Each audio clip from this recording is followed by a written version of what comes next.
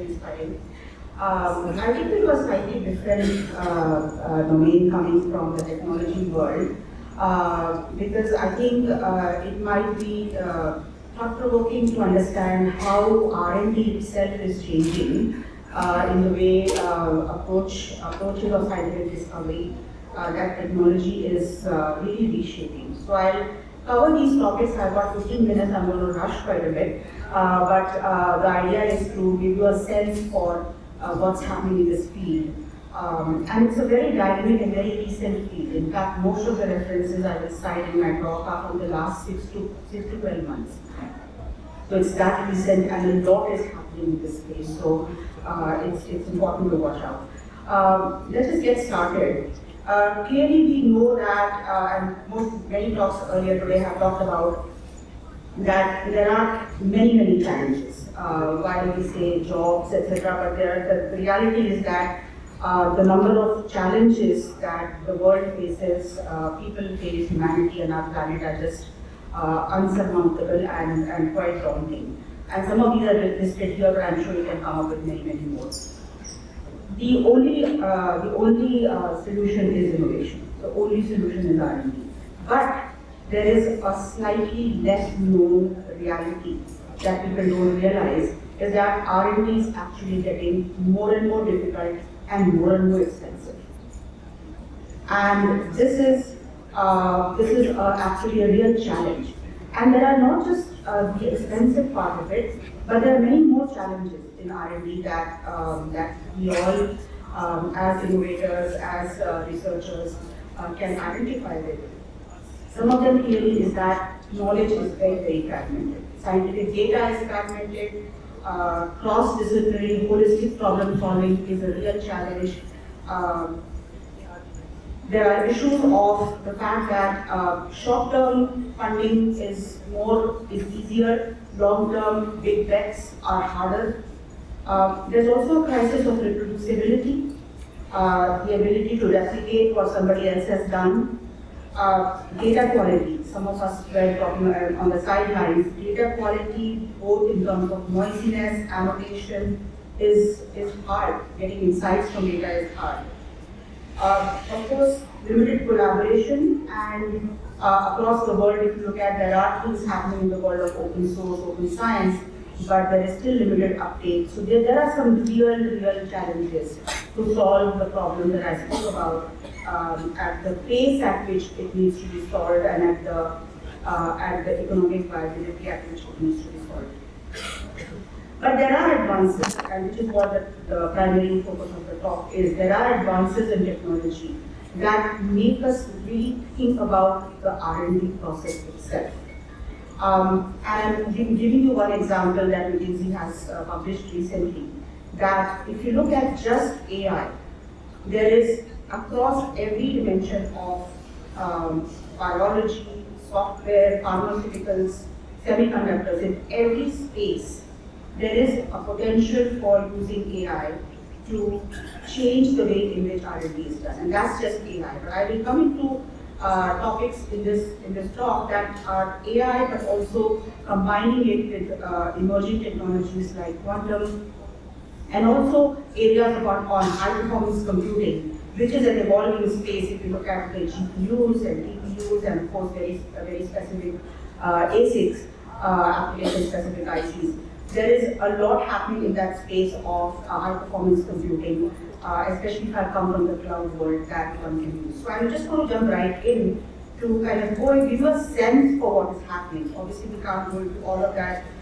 in the short period, but I do want to give you a flavor for what is going on. So if you look at the typical stages of an R&D process, of course, every particular sector or the domain has its nuances. But at an abstract level, and if I go back to my own R&D days of semiconductor design, analysis, modeling, from an abstract perspective, one can think about broadly four kind of iterative processes, iterative flows. There's a phase of ideation, understanding what the state of the art out there, what are the potential open questions, brainstorming, hypothesis generation. Then, of course, the second phase of design and development, which is experimentation, modeling, creating prototypes. Then one goes into evaluation, analysis, validation, and then of course refining and iteration and figuring out and on deployment, what is the feedback, etc. The reason I'm putting these four out there is because each of these stages is typically very, very intensive, and many sectors like pharma, etc., biosciences, semiconductors, very, very expensive. Very expensive both in human capital as well as in the amount of time it takes. But I want to go into a few areas that in each of these stages, how technology is changing, and this is happening as we speak. So for example, the ability to use generative AI, large language models, to do literature review. Today, in fact, I know from people from Microsoft Research, they no longer read papers. They give the paper to a co-pilot and actually have a conversation with the paper. That's happening. Because the ability for you to have that reasoning conversation is a real tool. And if you look at LLMs like Scilab LLM, which is LLM that has been specifically designed for scientific literature, the ability to have this corpus that summarizes very vast literature, identify gaps, is absolutely a game changer. And in many areas like drug discovery, semiconductors, you name it, chemistry, this is a big, big change. Similarly, if you look at AI models, today AI models are multimodal. What that means is they can see, they can hear, they can read, they can, across all the different modes that we communicate in, right?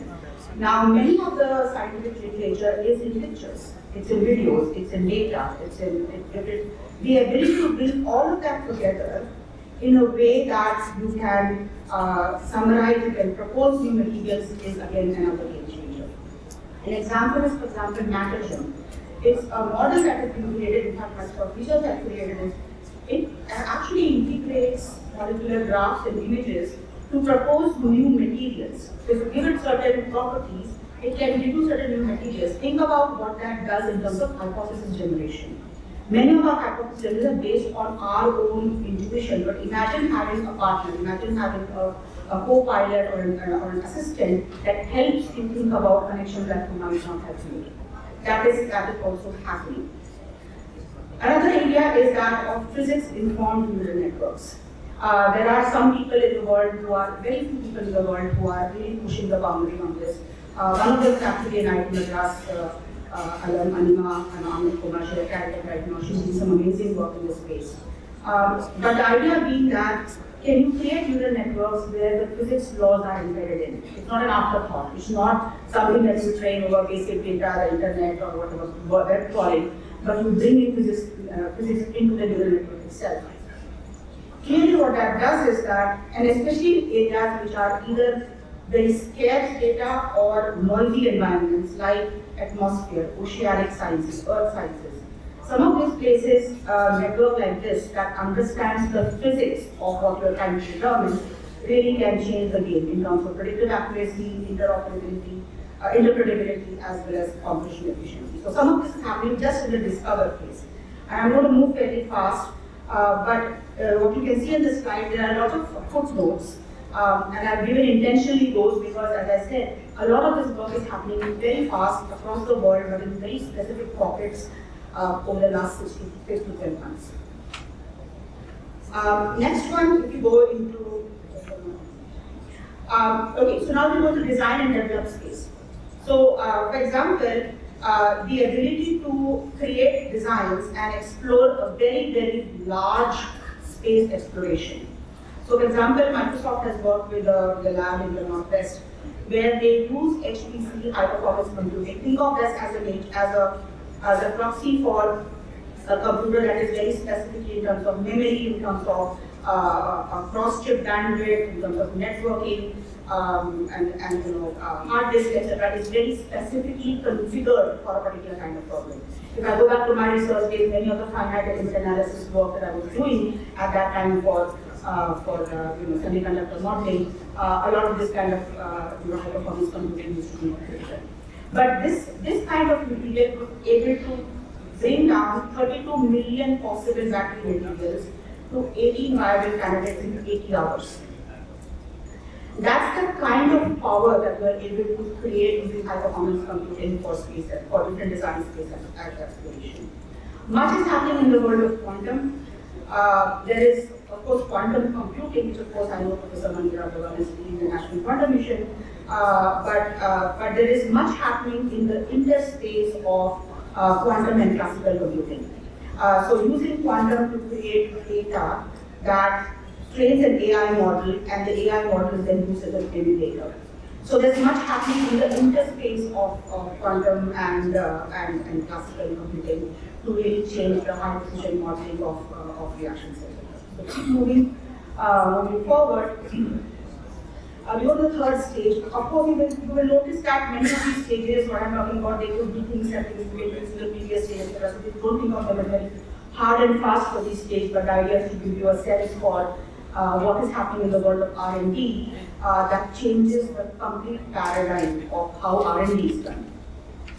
Similarly, for example, for reproducibility testing, research agent is an AI agent that what it does is once you've done research work, etc., it tests the research work to understand that are these enough data as well as enough detail of data for somebody to be able to reproduce your results in the similar situations under similar circumstances.